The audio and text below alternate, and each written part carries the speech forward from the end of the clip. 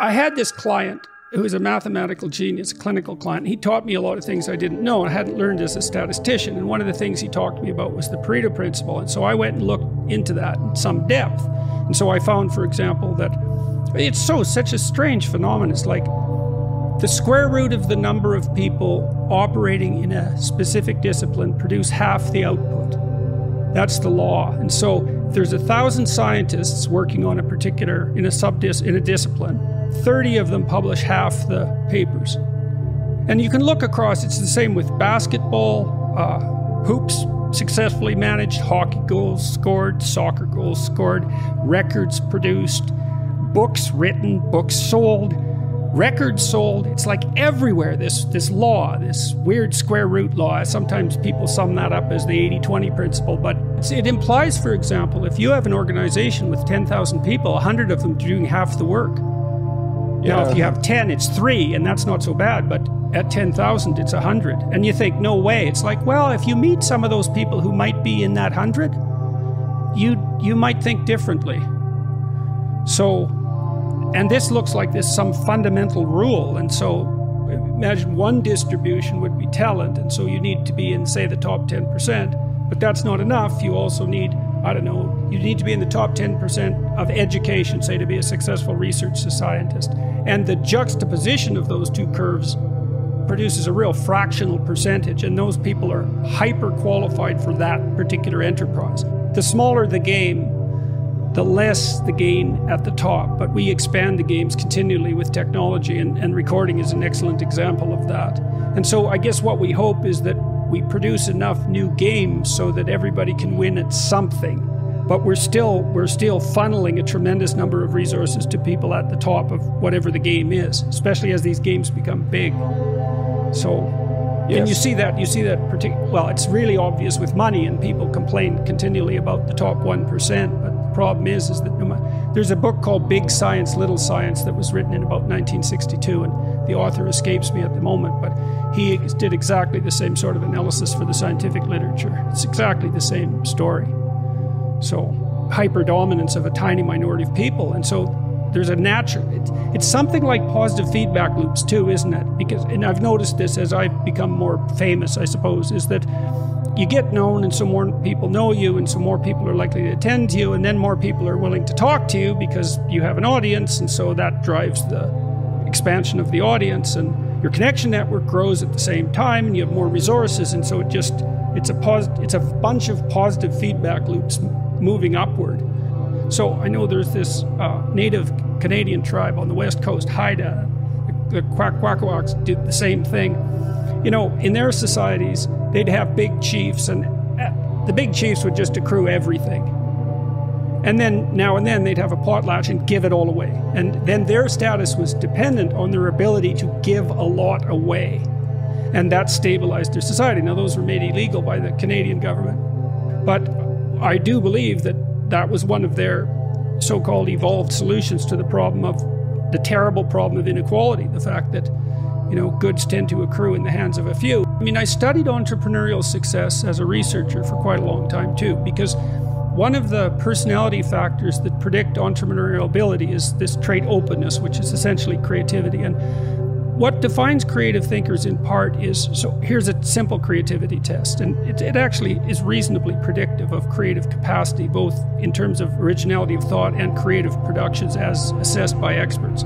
How many uses can you think of for a brick in 3 minutes? You got to write them down. Or even, how many 4-letter words can you think of in a minute that start with C?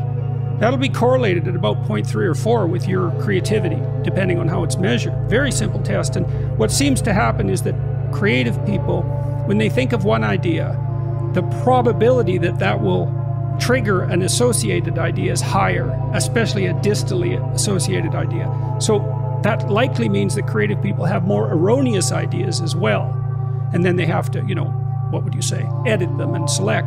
But one of the things that makes creative entrepreneurs successful is that they produce a large variety of creative products, and then they throw them out in the marketplace, and most of them fail, but you just need one to hit that Pareto point, and then you're successful. So you throw, you throw what do you do? Throw a mess at the wall and see what sticks, essentially. And most entrepreneurs, before they're successful, have had a very large number of failures.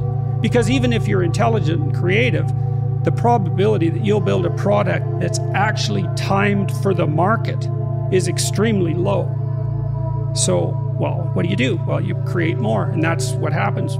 That's what creative people are essentially biologically predisposed to do. So I think that, that principle, that underlying principle of positive feedback loops and, the combination of scarcity of ability and resources, I think it accounts for all those inequalities. So, the question is, what do we do about that?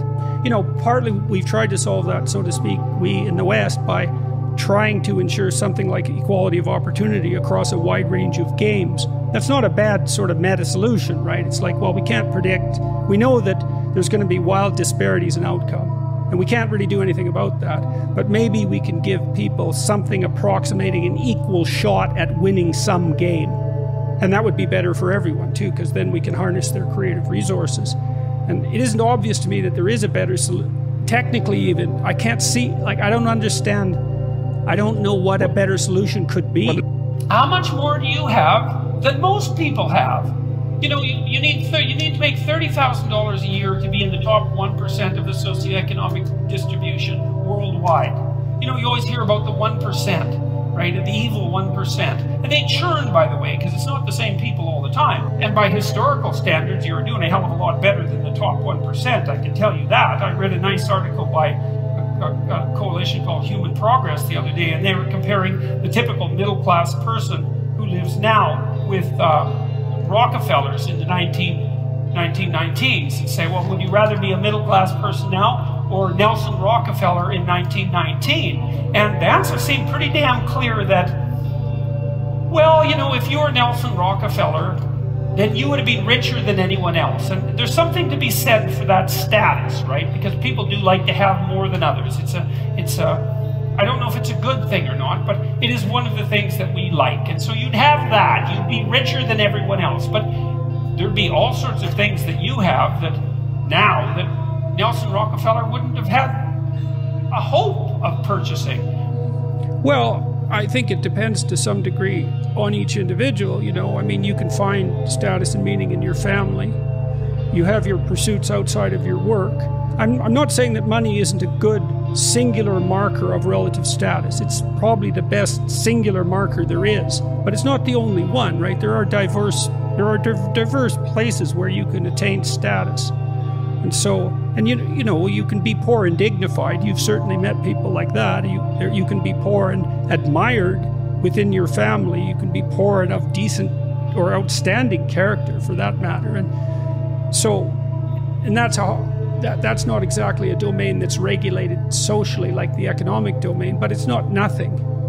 And by the same token, you can sacrifice a lot of those things to economic pursuit, and then you'll have lots of money, but man, your life sucks in 50 different ways.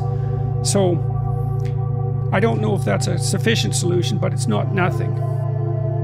如果您也喜欢这样的生活智慧，请帮我按赞、订阅并打开小铃铛。您的关注是我们最大的动力。